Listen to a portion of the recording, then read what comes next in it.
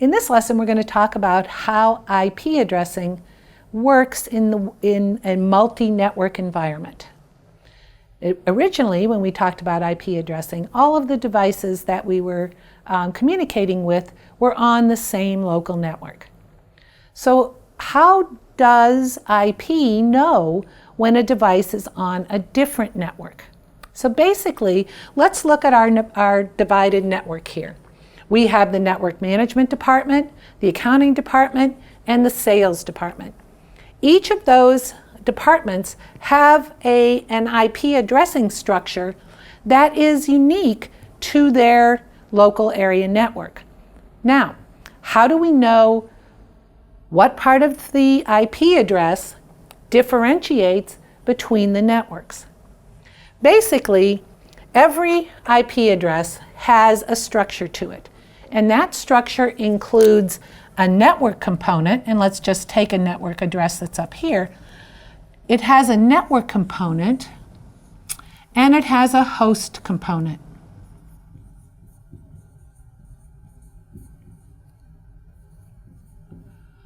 All of the devices in the sales department local network will have to have the same first 3 octets of their IP address, because this network is represented by the 192.168.3.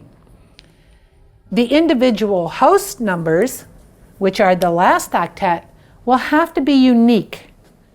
In other words, your computer here has the address of 192.168.3.10. No other device on that same network can have that same IP address, because every host part has to be unique. So in a local network, the network portion has to be the same, and the host portion has to be unique. Now, if we move over to the next network over here, we can see that the network portion is different. We had the 192.168.3 network over here. We have the 192.168.2 network over here.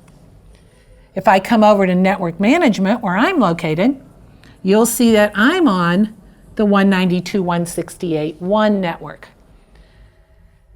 It's very important to remember that if your IP address is such that your network portion does not match what your local area network is assigned, you will not be able to communicate.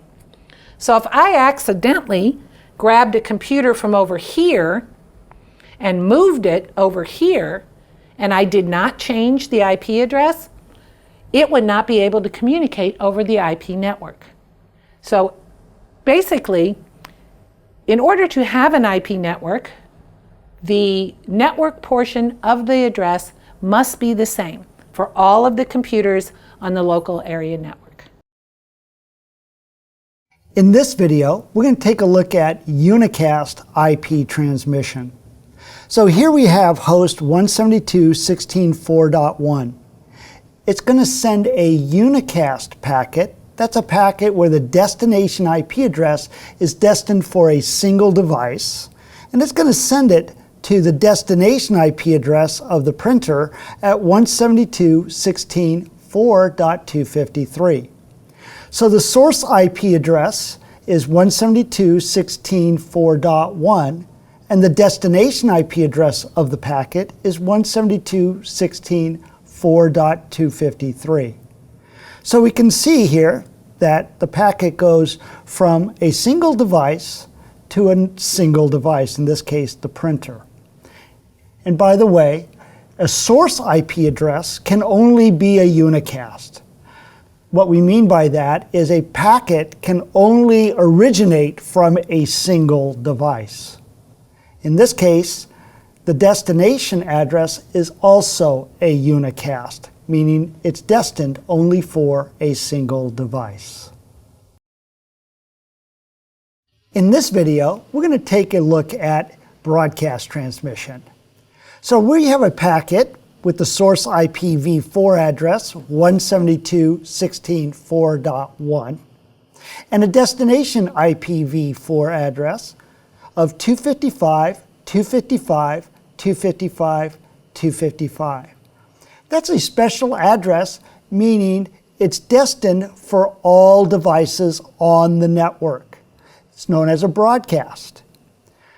So if we take a look here, the packet leaves the source 172.16.4.1, and notice that our Ethernet switch flooded out the packet out all ports except the incoming port, and it was received by every device on the network. Now, when this router receives the broadcast, it will not forward the broadcast packet to other networks. But a broadcast means every device on the network will receive the IPv4 packet. Multicast transmission is used to send a packet from a single device to a selected group of devices. IPv4 multicast addresses have a range from 224.0.0.0 to 239.255.255.255. So in this animation here, we're going to have a multicast transmission going from 172.16.4.1 to two selected hosts that are a member of the multicast group. But the only two devices that this packet is for 172.16.4.3 and 172.16.4.4. So we can see here that the packet leaves 172.16.4.1 and is received by multiple devices on the network. However, only 4.3 and 4.4 are the only two devices that are a member of this multicast group. So they're the only two devices that will actually process this packet. In an Ethernet LAN, devices use Ethernet broadcasts to contact all devices on the same local area network. For example, a device will send an ARP request on the local network to discover the associated MAC address. This is an Ethernet broadcast searching for a known IPv4 address. Switches propagate broadcast out all interfaces except the interface on which it was received. Routers do not propagate broadcast. When a router receives a broadcast, it does not forward it out other interfaces. This is known as a Layer 2 broadcast domain. Another example of an Ethernet broadcast is a host sending a DHCP discover message to locate a DHCP server. The DHCP server provides an IPv4 address and other information to the client. Once again, switches propagate these broadcasts out all interfaces except the interface on which it was received. The router will not propagate this Ethernet broadcast out other interfaces. As you can see, this is a separate Layer 2 broadcast domain. A router segments or separates Layer 2 broadcast domains. IPv6 addresses are 128 bits in length and written as a string of hexadecimal values. IPv6 addresses are not case sensitive and can be written in either lowercase or uppercase. Every 4 bits is represented by a single hexadecimal digit for a total of 32 hexadecimal values. For example, the hexadecimal digit 2 is the equivalent in binary to the 4 bits 0010. Every 4 hexadecimal digits is 16 bits, separated by a colon. Each hexadecimal digit is 4 bits, which makes it easy to represent the 128-bit IPv6 address.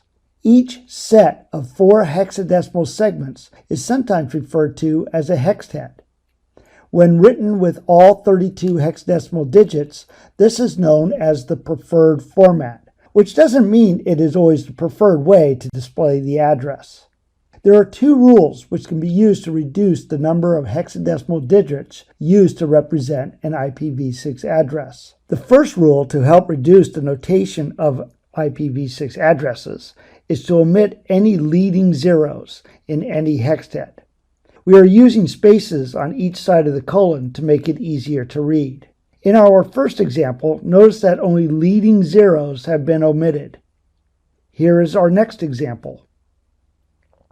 Once again, you can see that only leading zeros have been omitted, not trailing zeros. And the same holds true for our last example. You will notice that in all three examples, only leading zeros were omitted, not trailing zeros. Otherwise, you can see that we wouldn't know which zeros were omitted, leading zeros, trailing zeros, or both. Using this first rule, we know that it is only leading zeros that are omitted.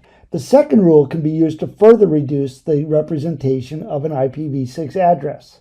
Any single contiguous string of one or more 16-bit segments consisting of all zeros can be represented with a double colon. In our first example, we begin by using the first rule to omit leading zeros. Then the second rule is applied, which shows two contiguous all-zero hextets.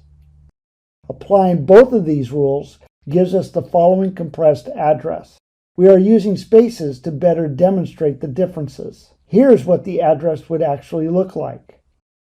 Here is our next example.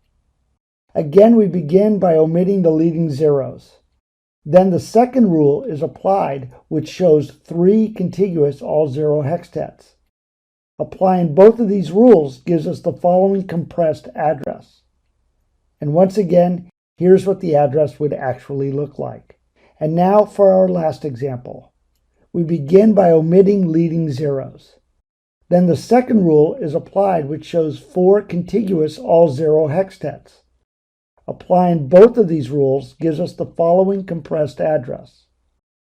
And once again, here's what the address would actually look like. Notice the double colon occurs at the end of our address. The all zeros at the end of an IPv6 address is associated with an IPv6 network address. The double colon can be used only once within an address. Otherwise, there would be more than one possible resulting address. If an address has more than one contiguous string of all zero hextets, the best practice is to use the double colon on the longest string and apply the omitting leading zeros to the shorter string. If the strings are equal, the first string should use the double colon, but typically it comes down to personal preference.